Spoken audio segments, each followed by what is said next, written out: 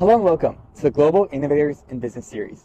In this series, we interview leaders and innovators from different fields to share their experiences and advice with undergraduate students to provide inspiration and motivation. Welcome to Africa. Welcome to Jumia. Our Jumia journey started in 2012 with a belief in the potential of Africa and a deep conviction that technology is a major agent of change for the continent. In a world that has turned digital, we believe that now is the time for Africa.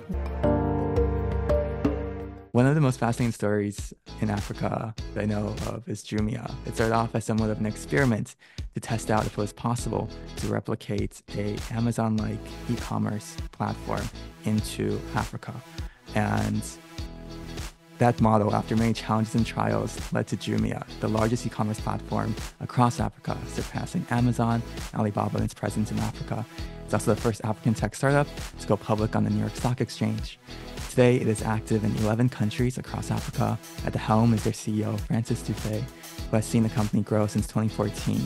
Prior to Jumia, Francis worked at McKinsey in the area of e-commerce and went to MBA at Northwestern. Thank you, Francis, for joining. Hi, Christopher. Thanks a lot for inviting me. So to start off, I think the overarching question is, you had a really strong background in McKinsey, working through the ranks at McKinsey and especially in the e-commerce space. And then you went to MBA at Northwestern. And with all of this experience, why did you want to start in a company like Jumia that at that time was still growing and relatively small? Why Jumia? In my early days as a consultant, I was slightly idealistic, I would say. So I started with projects on green economy. I worked in Ethiopia on that topic. I quickly realized I would not make a living in consulting from that topic. And I went on to look for projects across Africa in pretty much any industry. And it turned out that I really enjoyed working on the continent. The kind of work we were doing was very different, with way more impact. In some cases, less sophistication, so it may have been frowned upon internally in some cases, but so much more impactful and challenging in very different ways. So I really enjoyed working on the continent in general. So I worked from South Africa to Togo to Mauritania to Morocco, Ethiopia, and so on. And I really wanted to focus and specialize and build a career on the continent, which turned out to be difficult at the time in consulting. And then I had the right opportunities in entrepreneurship to move to Côte d'Ivoire, in Abidjan, for Jumia, to become CEO of what was a very small subsidiary at the time doing e-commerce in Côte d'Ivoire.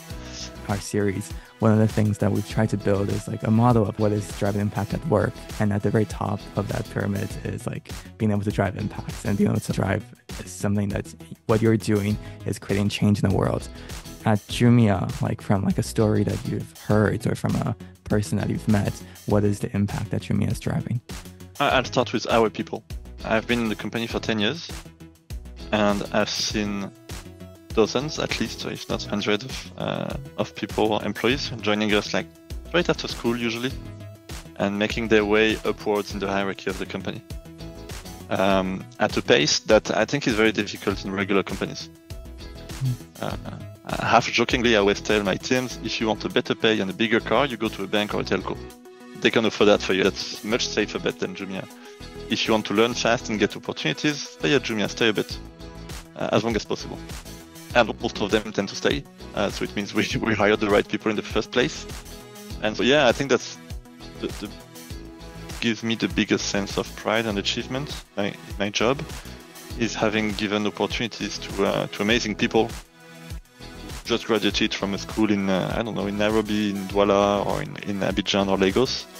And in a matter of 5, 6, 10 years, get to CXO positions, managerial positions. Some of them have left Jumia and are heading local subsidiaries, are CEOs of local subsidiaries in other industries.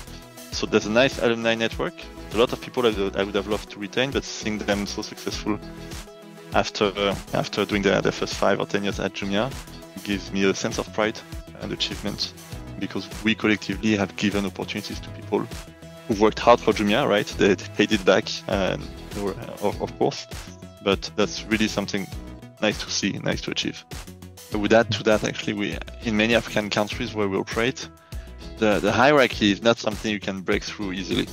most companies have very strong hierarchical structures, and you don't make it to a CMO or CCO in 5 years or 10.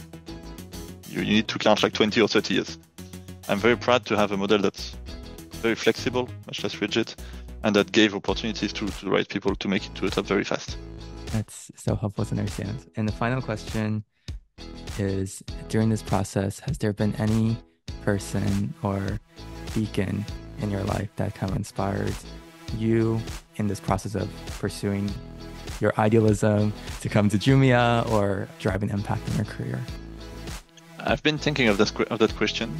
I think it's not about one person, just like a lot of people. I think at every step of my career, some people were around me and helped me to step up, right?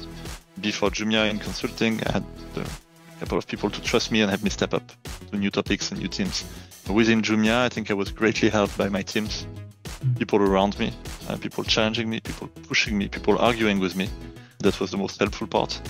And in the end, I could not give credit to one person. It's just hundreds of supportive people or inspiring people, not necessarily in the higher positions, but also among the teams.